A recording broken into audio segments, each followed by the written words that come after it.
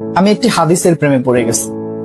হাদিসটা হচ্ছে ঠিক এমন যে যখন বান্দা একটি ঘরে কান্না শুরু করে এবং তখন আল্লাহর ফেরেশতারা বলে যে আল্লাহ তোমার এই বান্দাটা কি জন্য কষ্ট পাচ্ছে, এবং ফেরেশতারা আল্লাহর কাছে কান্নাকাটি করে বলে যে তার মনের ব্যথাকে তুমি আল্লাহ কমিয়ে দাও। তখন আল্লাহ তাআলা বলেন যে আমার বান্দা এমন কোনো কিছুর মায়া পড়েছিল বা ভালোবেসেছিল যা আমার চাইতে সে বেশি ওই জিনিসটার প্রতি ভালোবেসে ফেলেছিল।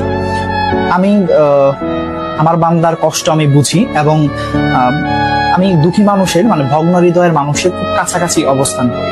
কত দূর? এক হাত দূরে আল্লাহ তাআলা অবস্থান করেন।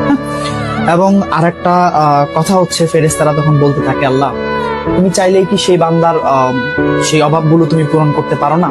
তখন আল্লাহ তাআলা বলেন যে আমি ওয়াদা করতেছি আমার বান্দা যে জিনিসটা তার জীবন থেকে হারিয়েছে তার চাইতে অধিক উত্তম জিনিস আমি তাকে দিব, যা দেখে পৃথিবীর মানুষ বিস্মিত হবে।